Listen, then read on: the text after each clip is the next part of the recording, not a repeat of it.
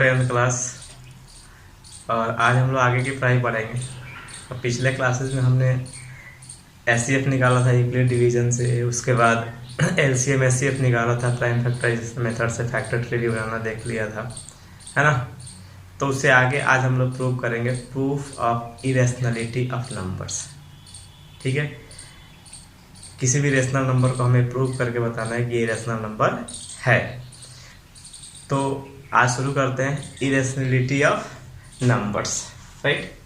इस टॉपिक में हमें ये प्रूव करना है कि कोई भी √2 इरेशनल नंबर है, या √3 इरेशनल नंबर है, √5 इरेशनल नंबर है, 2√5 इरेशनल नंबर है, 2 - √5 इरेशनल नंबर है, 3 + √5 इरेशनल नंबर है ना। ये सारे हम लोग प्रूव करेंगे कुछ थ्योरम के हेल्प से।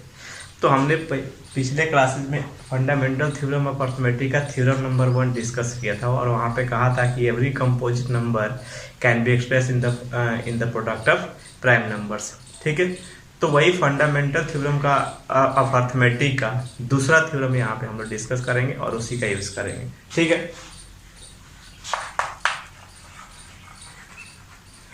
तो थ्योरम नंबर हमने 2 लिया।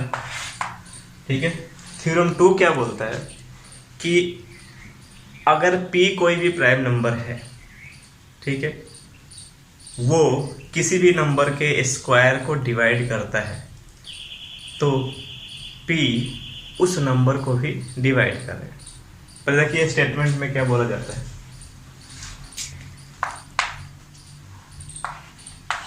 If P is a prime number, if P be a prime number, ठीक है। फिर if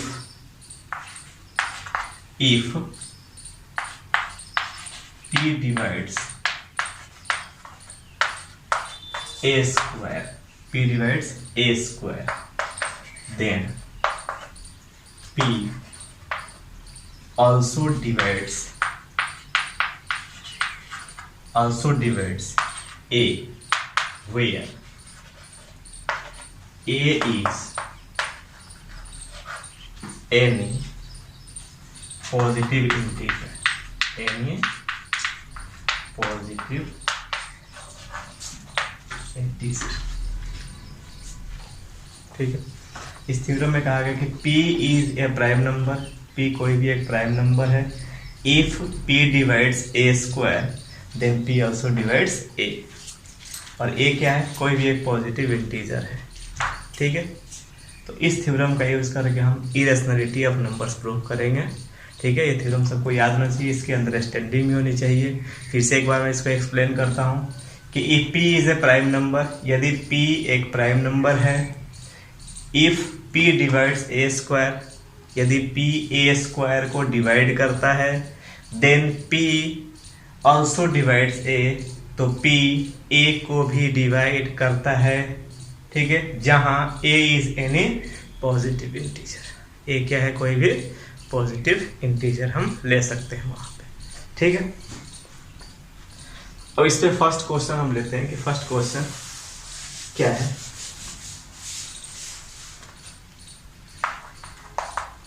Prove that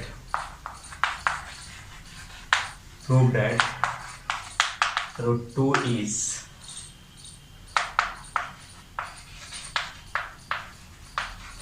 irrational. Prove that √2 is irrational.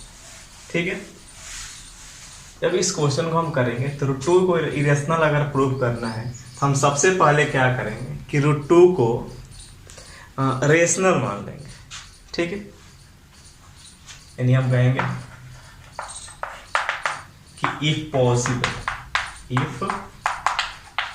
Possible let √2 is a rational number. कोई दिक्कत, कोई डाउट है? चलिए, हमने √2 को क्या मान लिया, रेशनल नंबर मान लिया। और रेशनल नंबर क्या होता है, P/Q के फॉर्म में होता है। तो क्या ये P/Q के फॉर्म में इसको होना चाहिए? तो बिल्कुल होना चाहिए। √2 equal to P upon Q, और यहाँ पे हमने P and Q are coprime दे दिया। ठीक है, को प्राइम का मतलब क्या होता है, ऐसे दो नंबर का कंपोजिशन कॉम्बिनेशन या ग्रुप्स या पेयर जिसका HCF 1 हो। ध्यान दें, ऐसे दो नंबर्स का पेयर जिसका HCF 1 हो उसको हम लोग बोलते हैं को प्राइम नंबर। ठीक है, इसका मतलब कि P एंड Q में 1 के अलावा कोई भी नंबर कॉमन नहीं है।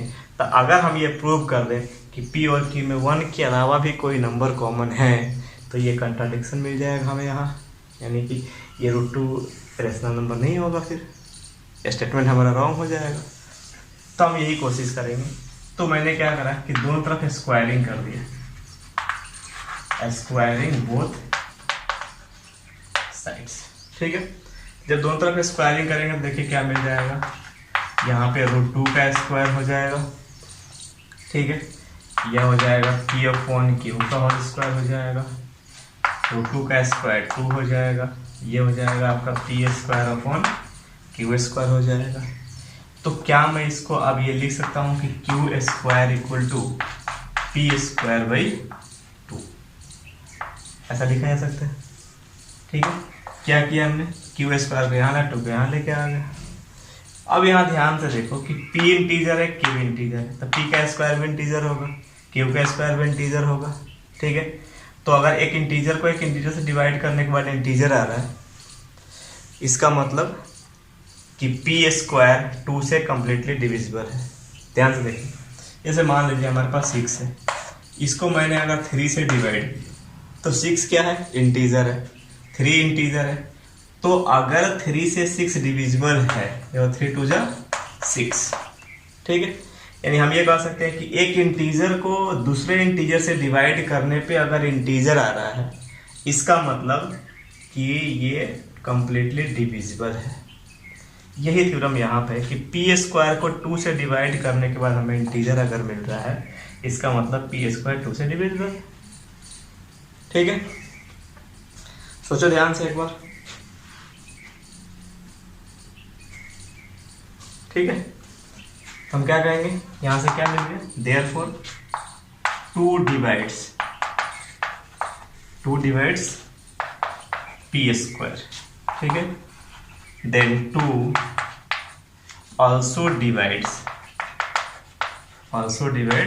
P। अभी हमने कहा कि अगर P कोई प्राइम नंबर है, थ्योरम में क्या कहा गया, अगर कोई P कोई प्राइम नंबर है और P A स्क्वायर को डिवाइड करता है तो P A को भी डिवाइड करेगा। तो यहाँ पे 2 क्या है, प्राइम नंबर है, तो अगर 2 P स्क्वायर को डिवाइड करता है तो 2 P को भी डिवाइड करेगा। ठीक है, उस थ्योरम को हमने लिख दिया। ओके, अब ध्यान से देखिए कि अगर P 2 से डिविजिबल है तो क्या ये 2 का मल्टीपल होगा, क्या ये 2 4 6 8 10 12 14 16 ऐसे होगा, इसका मतलब ये P 2 का मल्टीपल होगा। तो हम यहाँ से P इक्वल टू 2K लिख सकते हैं, वेयर K इज इंटीजर। ठीक है, हमने क्या ले लिया, P इक्वल टू 2K ले लिया, वेयर K क्या है, K इज इंटीजर। K क्या हो गया, इंटीजर हो गया। राइट, देन P स्क्वायर का वैल्यू क्या होगा, तो ये 2K का होल स्क्वायर हो जाएगा, यानी ये 4K स्क्वायर हो जाएगा। ठीक है, और इसको पुट कर देंगे इक्वेशन 1 में। ठीक है, putting P square equal to 4K square in 1। ठीक है, 1 में हमने पुट किया तो क्या मिल गया, देखिए Q square equal to P की जगह हो जाएगा 4K स्क्वायर अपॉन 2 हो गया, 2 से इसको काटेंगे 2 टाइम्स में, तो यहाँ से आ गया Q square equal to 2K square, तो क्या यहाँ से K square equal to Q square by 2 हुआ। हो गया, तो यहाँ से हमें क्या मिल गया कि Q स्क्वायर को 2 से डिवाइड करने पे एक इंटीजर आ रहा है, इसका मतलब Q स्क्वायर 2 से कंप्लीटली डिविजिबल है। ठीक है, इधर नोट कर लिया आपने। ठीक, तो मैं वहां से अब इधर लिखता हूं, है ना। तो यहां से क्या लिखूंगा, देयरफॉर 2 डिवाइड्स क्यू स्क्वायर, ठीक है। देयरफॉर 2 आल्सो डिवाइड्स क्यू, ठीक है। तो हम क्या देख रहे हैं, वी सी डेट, हम क्या देखते हैं, हम देखते हैं कि 2 is common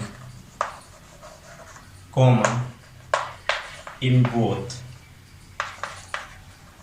P and Q, ठीक है, विच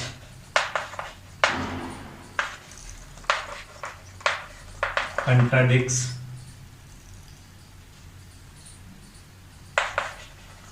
the assumption that P and Q are co-prime, ठीक है। क्या कहा हमने कि वी सी डेट हम देखते हैं कि 2 is common in both P and Q which contradicts the assumption that P and Q are co-prime। हमने ऊपर एज्यूम कर रखा था कि P एंड Q क्या है, को प्राइम है, यानी कि 1 के अलावा उसमें कोई भी नंबर कॉमन नहीं। लेकिन ये सारी चीज़ें करने के बाद हमें पता चला कि P और Q दोनों में 2 एज ए कॉमन है। इसका मतलब ऊपर का मानना हमारा गलत था, ठीक है।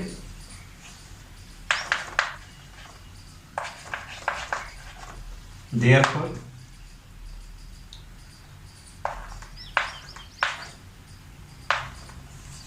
our assumption that root 2 is rational is wrong, ठीक है। thus root 2 is irrational। ये आपको हमेशा लिखना पड़ेगा। सबसे पहले हमने क्या करा कि अगर रूट 2 को रेशनल प्रूव करना है तो हम मान लेंगे कि रूट 2 रेशनल है। अगर ये रेशनल है तो पी अपॉन क्यू के फॉर्म में होगा, फिर पी क्यू क्या होगा, को प्राइम नंबर होगा, राइट। को प्राइम नंबर का मतलब क्या होता है, the pair of numbers whose HCF is 1, ठीक है। दोनों तरफ में स्क्वायरिंग कैसे सॉल्व किया, तो यहाँ हमने पा लिया कि P में 2 कॉमन था, यहाँ से हमने पाया Q में 2 कॉमन था, जबकि हमने ऊपर लिया था कि P और Q में 1 के अलावा कोई भी नंबर कॉमन नहीं है। लेकिन ये सारी चीज़ें करने के बाद हमें पता चला कि P एंड Q में 2 भी कॉमन है। तो ये हमारे ऊपर के मानने का क्या कर रहा है, विरोध कर रहा है, यानी कंट्राडिक्शन है, ठीक है। यही हमने लिखा कि we see that 2 is common in both P and Q which contradicts the assumption that P and Q are coprime, यानी को P एंड Q को को प्राइम मानना हमारा क्या था, गलत था। देयरफॉर इसलिए our assumption that root 2 is a rational is wrong, यानी हमारा मानना है कि रूट 2 क्या है, रेशनल है, वो भी गलत है, ठीक है। तो जब ये रेशनल नहीं है तो क्या है, इरेशनल है, राइट। अब इसके बेसिस पे हम रूट 3 कर सकते हैं, रूट 5 कर सकते हैं, रूट 7 कर सकते हैं, रूट 6 कर सकते हैं, रूट 10 कर सकते हैं, रूट 11 कर सकते हैं, वगैरह वगैरह। लेकिन जो एग्जाम में पूछा जाने वाला सवाल है वो रूट 2 है, रूट 3 है, रूट 5 है, रूट 7 है, ठीक है। इन्हीं में से कोई एक सवाल पूछा जाएगा, ठीक है। तो एक तो इस टाइप का क्वेश्चन आता है, ठीक है। हाँ, आपको क्या करके आना है, prove that root 3, root 5, root 7 are irrational, है ना। ये क्वेश्चन आपको करना है। अगर लिखा हुआ है so that 2 plus root 3 is irrational, अगर ऐसा लिखा हुआ है root 2 plus root 3 is irrational, तो इसमें भी हम वही करेंगे, लेकिन उतना लंबा काम इसमें नहीं करना पड़ता है, ठीक है। क्योंकि इसमें जो रिजल्ट है हमारा कि रूट 2 इरेशनल है, रूट 3 इरेशनल है, रूट 5 इरेशनल है, रूट 7 इरेशनल है, उसी का हेल्प से हम ये कर लेते हैं सवाल, ठीक है। तो इसमें भी शुरुआत वही से करेंगे कि if possible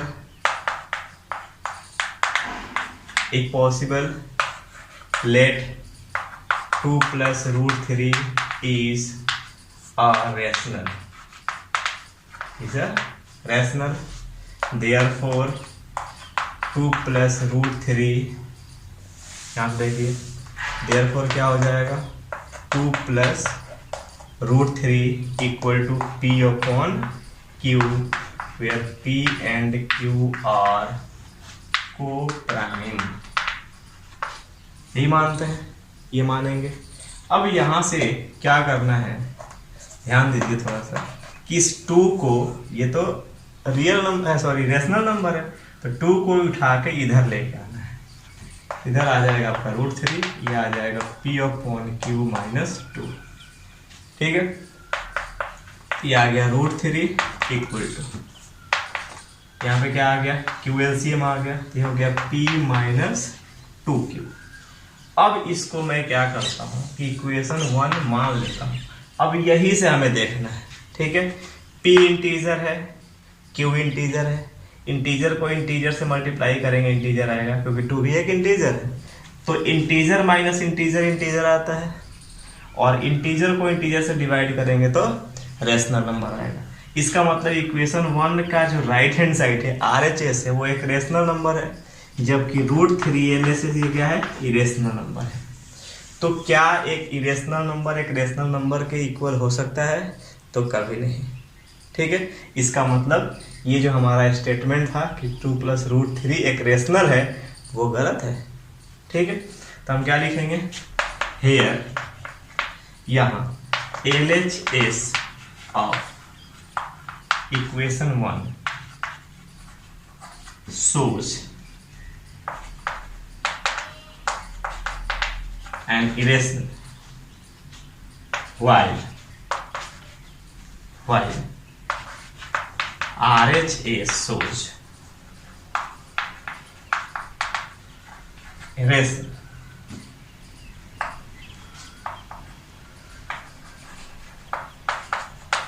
which is not true, जो कि सही नहीं है।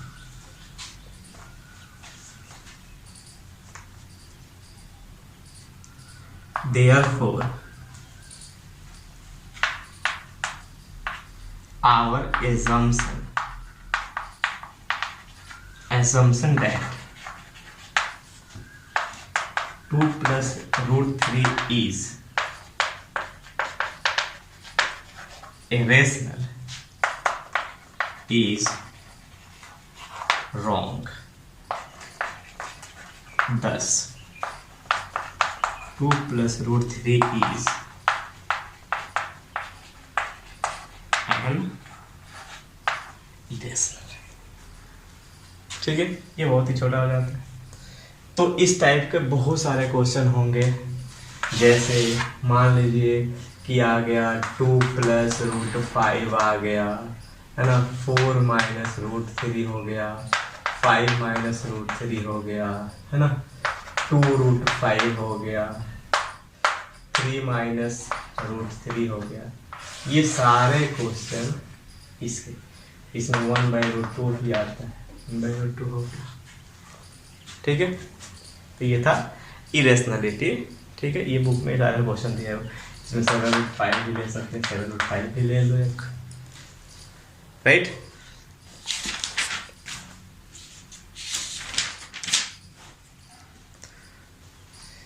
ओके, तो ये इरेशनलिटी था, ये क्वेश्चन इस पे करना है, जो नहीं आएगा पूछना। अब हम देखेंगे decimal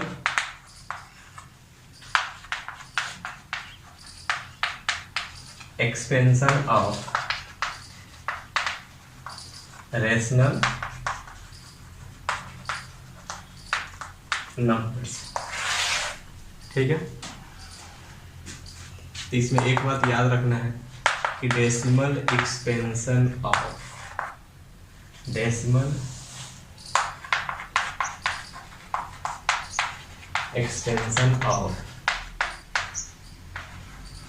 rational numbers rational number is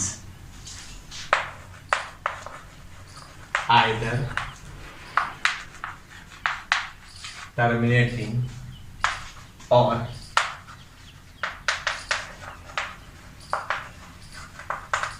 non-terminating and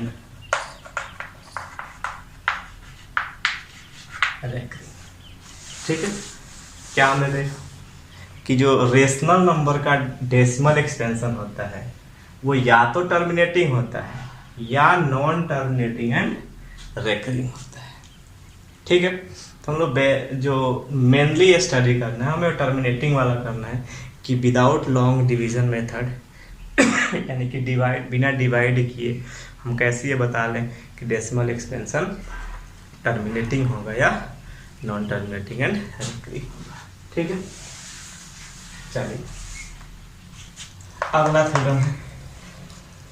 ठीक है, कि if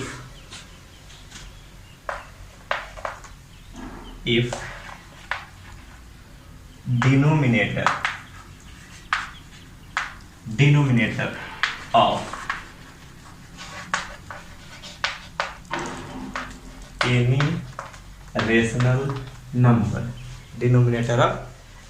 rational number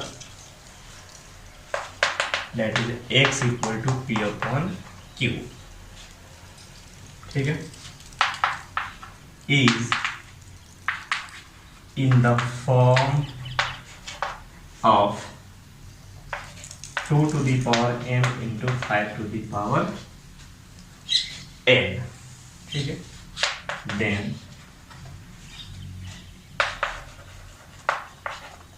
their decimal expansion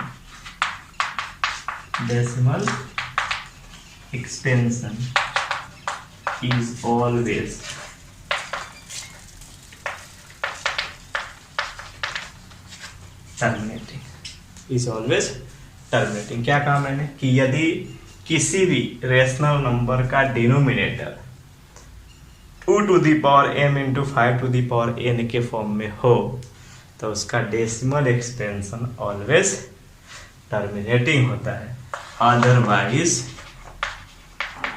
otherwise non terminating and repeating होता है। ठीक है, 2 to the power m into 5 to the power m, ये ध्यान रखने वाली बात है। Where m and n are क्या है, होल नंबर्स है। ध्यान रखें, m and n are whole numbers का मतलब जो जीरो से स्टार्ट होता है, इसका मतलब m और n का वैल्यू जीरो भी हो सकता है। ठीक है, एक साथ जीरो नहीं होगा, लेकिन m जीरो हो सकता है, n भी जीरो हो सकता है। इसके साथ ऐसा ना समझें कि ये जीरो नहीं होगा। ठीक है, चलिए ये था हमारा थ्योरम। अब इससे हम देखते हैं कि कैसे हम बता पाएंगे। ठीक है, without actually performing,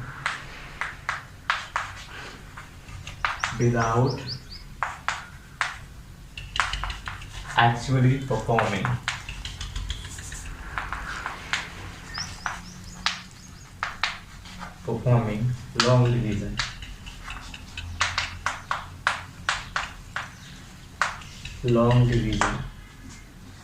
division state whether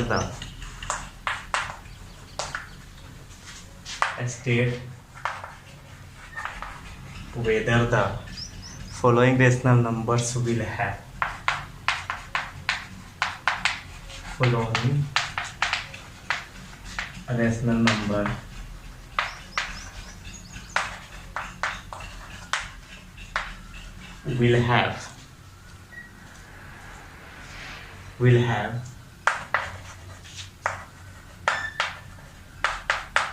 terminating or non-terminating decimal expansion। ठीक है, क्वेश्चन नंबर 1 में लेता हूं। इसमें सबसे पहले 17/8 को मैं लेता हूं। ठीक है, तो ये पता करने के लिए कि इसका डेसिमल एक्सपेंशन टर्मिनेटिंग है या नॉन टर्मिनेटिंग है, इसका पता लगाने के लिए हम डिनोमिनेटर का फैक्टराइजेशन करेंगे। ठीक है, तो 8 बहुत ही छोटा नंबर है तो हम ऐसे ही फैक्टराइजेशन कर लेंगे। ये होगा 17 इंटू 2 इंटू 2 इंटू 2, यानी कि इसको क्या लिखेंगे 17/2 टू दी पावर 3। अब यहाँ ध्यान से देखो 2 टू दी पावर 3 है, तो अब मन में ये सवाल आएगा कि 5 टू दी पावर m तो इसमें है ही नहीं, तो क्या दिक्कत है। 5 टू दी पावर m का मतलब 5 टू दी पावर n में n 0 हो गया, यानी कि यहाँ पे हम 5 टू दी पावर 0 भी तो लिख सकते हैं, क्योंकि 5 टू दी पावर 0 तो वैल्यू 1 होता है। तो ये आ गया 2 to the power m into 5 to the power n के फॉर्म में, जहाँ m कितना है 3 है, n कितना है 0 है। तो हम क्या कहेंगे कि इसका डेसिमल एक्सपेंशन कैसा है, टर्मिनेटिंग है। ठीक है, चलिए सेकंड क्वेश्चन ले लेते हैं। मान लीजिए 13/3125 है, तो हम क्या करेंगे 3125 का फैक्टराइजेशन करेंगे। तो 5 से 5 6 30, ठीक है, 1 to 12, 5 to 10, 5 5 25, अगेन 5 से आ गया 125, अगेन 5 25, अगेन 5 5, क्या आया 5 टू दी पावर 5, यानी इसको लिखेंगे 13/5 टू दी पावर 5। यहाँ 2 नहीं है तो 2 टू दी पावर 0 है, यानी यहाँ m का वैल्यू 0 हो गया, n का वैल्यू 5 हो गया। तो भी इसका डेसिमल एक्सप्रेशन कैसा है, टर्मिनेटिंग हो जाएगा, क्योंकि ये 2 to the power m into 5 to the power n के फॉर्म में। ठीक है, कई बार डेसिमल एक्सपेंशन डेसिमल का प्राइम फैक्टराइजेशन दिया रहता है, जैसे क्वेश्चन है 23/2 to the power 3 into 5 to the power 2, ऐसा। तो सीधा क्या कहेंगे टर्मिनेटिंग, क्या कहेंगे टर्मिनेटिंग। ठीक है, अब और अगर सोचो कि 17/6 आ जाता है, ठीक है, तो ये क्या लिखेंगे 17/2 इंटू 3। तो जैसे ही यहाँ पे 2 और 5 के अलावा कोई भी नंबर आया, चाहे उसमें 2 ऑलरेडी हो या 5 ऑलरेडी हो या 2 और 5 दोनों हो, उसके साथ और कोई भी नंबर आ जाए, तो उसका डेसिमल एक्सपेंशन कभी भी टर्मिनेटिंग नहीं होता। तो ध्यान रखें, सिर्फ या तो सिर्फ 2 आए या सिर्फ 5 आए या ओनली 2 और 5 आए, उसके साथ कोई भी नंबर नहीं आना चाहिए। ठीक है, तो इसका क्या लिखेंगे नॉन टर्मिनेटिंग। ठीक है, ये नॉन टर्मिनेटिंग है। ठीक है, अब जो टर्मिनेटिंग है उसका डेसिमल एक्सपेंशन भी हम आसानी से फाइंड कर सकते हैं। तो थोड़ा सा दिमाग यहाँ दौड़ाएं कि अब सोचिए कि इसका डेसिमल एक्सपेंशन मान लो हमें निकालना है इसका। तो अब क्या करते हैं कि 2 टू दी पावर 3 है यहाँ पे, तो 2 इंटू 5 कितना होता है 10 होता है क्या। तो हमें इसको 10 करना है, पास होना है। तो यहाँ पे एक रूल था कि a to the power m into b to the power m equal to a b का पावर m। ठीक है, इसका मतलब हमें क्या करना है, दोनों का पावर सेम करना है, 2 का जितना है उतना ही 5 का करना है। तो 17 यहाँ देखो 2 to the power 3 into 5 to the power 3 आएगा। तो 5 टू दी पावर 3 मैंने अपने से मल्टीप्लाई किया है, तो ये काम हमें न्यूमरेटर में भी करना चाहिए, नहीं तो न्यूमरेटर दुखी हो जाएगा। ठीक है, चलिए अब अगर सोचो ये कितना आ गया 17 इंटू 125 हुआ, अपॉन ये कितना हो जाएगा 2 इंटू 5 टू दी पावर 3 हो जाएगा। आप 17 से मल्टीप्लाई करते हैं तो 7 5 से 85, कैरी 8 हो गया, 7 2 34 और 8 42, कैरी कितना हो गया 4 हो गया, 17 हो जाए 17 और 4 21। ठीक है, अपॉन 10 टू दी पावर 3। अब 10 का पावर जितना होगा डेसिमल उतना ही digit right to left shift होगा, 1 2 3, ये आ जाएगा 2.125। किसी को डाउट है तो हम ऐसे सिर्फ और सिर्फ टर्मिनेटिंग डेसिमल का ही हम फाइंड कर सकते हैं, अदरवाइज नहीं कर सकते। ठीक है। नॉन टर्मिनेटिंग का लॉन्ग डिवीजन मेथड से ही फाइंड कर सकते हैं, बट टर्मिनेटिंग का हम ऐसे लॉजिकली फाइंड कर सकते हैं। जैसे यहाँ पर देखिए, इसको अगर मुझे फाइंड करना हो, मान लीजिए इसको हमें फाइंड करना, तो क्या करेंगे, 23 अपॉन दोनों का पावर सेम होना चाहिए। यहाँ 2 टू द पावर 3 है, यहाँ 5 स्क्वायर है, तो 5 टू द पावर 3 कर दो, यानी एक 5 से हमने मल्टीप्लाई किया तो उस 5 से ऊपर भी मल्टीप्लाई कर दो, ये आ जाएगा 5 3 × 15, 5 2 × 10 और 1 11 divided by 2 into 5 to the power 3 हो जाएगा।